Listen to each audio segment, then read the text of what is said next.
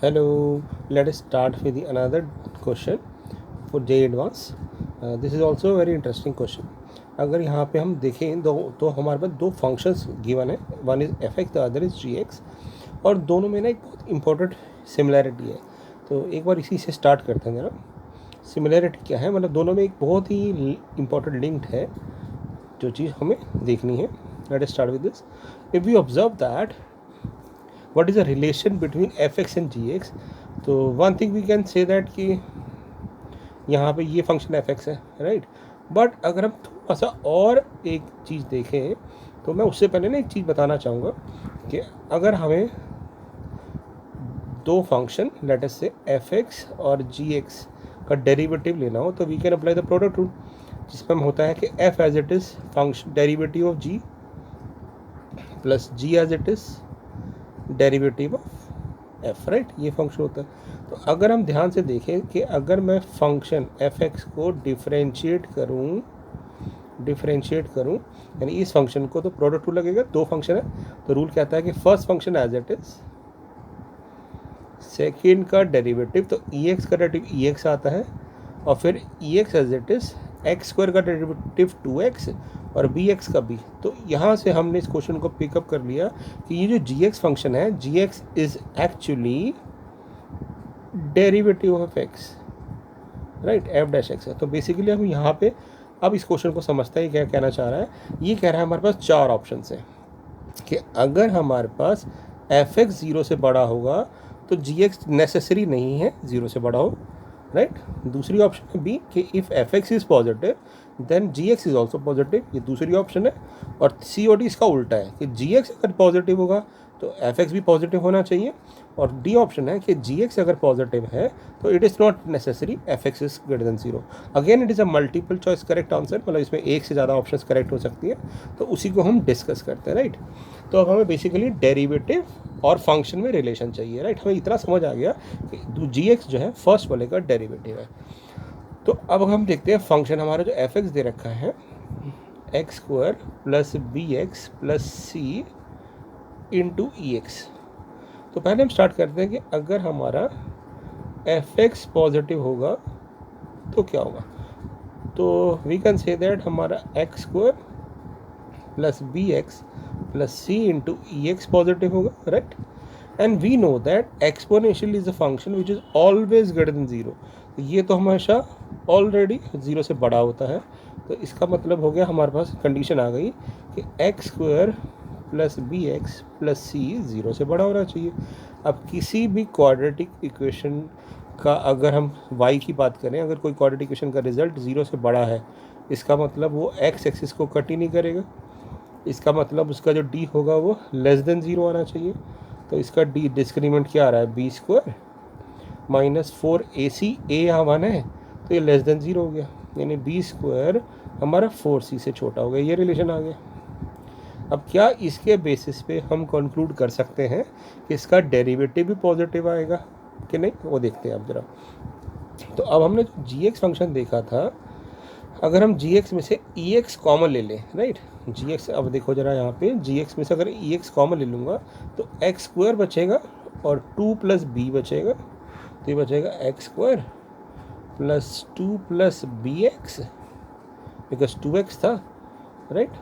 और c plus B बचेगा, right, क्योंकि ई एक्स कॉमन ले लेंगे तो c प्लस बी बचेगा. अब हम कह रहे हैं हमें देखना है कि अगर एफ एक्स पॉजिटिव है तो उसके बेस पे क्या जी एक्स भी पॉजिटिव आएगा. तो ऑब्वियसली हम कहेंगे अगर जी एक्स पॉजिटिव है तो ई एक्स इंटू ये रिजल्ट पॉजिटिव होना चाहिए.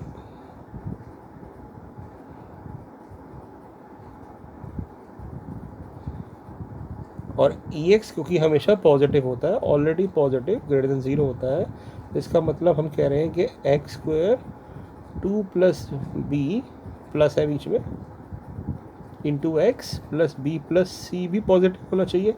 फिर से क्वाड्रेटिक इक्वेशन का रिजल्ट ज़ीरो से बड़ा, इसका मतलब डिस्क्रिमिनेंट ज़ीरो से छोटा आना चाहिए. तो इसका डिस्क्रिमिनेंट क्या आएगा, बी प्लस 2 का स्क्वायर माइनस 4ac.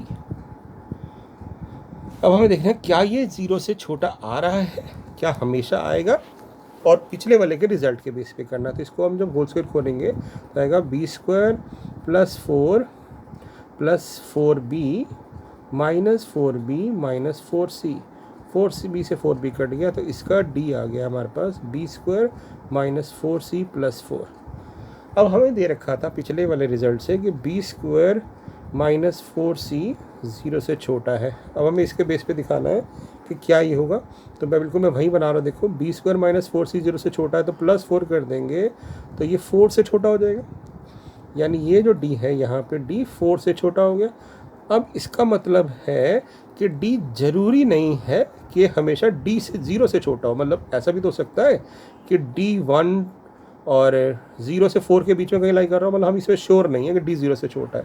इसका मतलब हमें कंक्लूड कर रहे हैं कि अगर fx पॉजिटिव है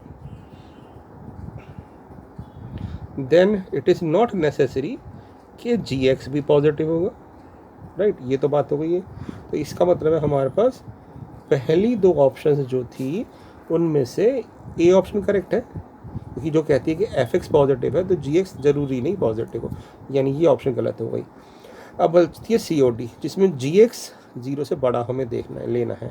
तो अब बात करते हैं कि अगर gx पॉजिटिव होगा, यानी ये वाला रिज़ल्ट सेम कि ex into x square plus 2 plus b into x plus b plus c 0 से बड़ा होगा, तो हम ये कह रहे हैं ये तो ऑलरेडी पॉजिटिव है, तो x square 2 plus b into x b plus c 0 से बड़ा होगा, मीन्स इसका d 0 से छोटा होगा डिस्क्रिमिनेंट। इसका मतलब b प्लस 2 का square minus 4b plus c 0 से छोटा आएगा, ये गिवन है इस बार।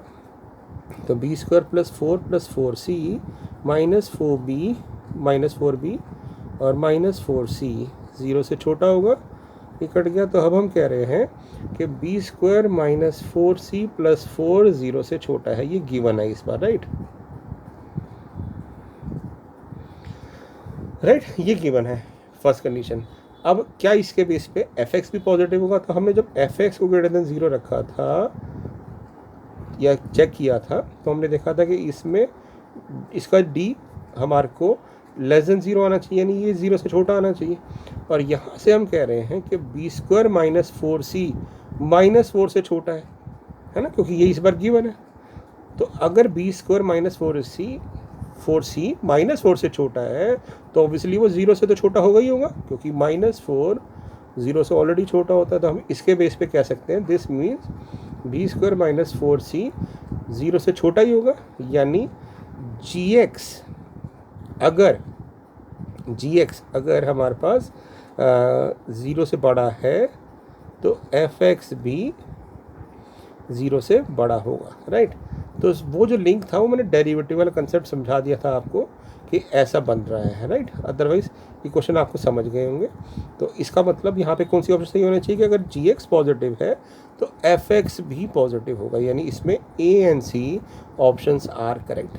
बहुत ही अच्छा क्वेश्चन था, इंटरेस्टिंग क्वेश्चन था, लॉजिकल क्वेश्चन था, वो मैंने करेक्ट करने के लिए डेरिवेटिव का रिजल्ट बताया। हालांकि ज़्यादा इसमें नहीं लग रहा, बट कंसेप्ट ये हमें कई बार ऐसी चीज़ें पकड़ लेनी चाहिए, राइट। ठीक है, मिलते हैं अगले क्वेश्चन में। Thank you.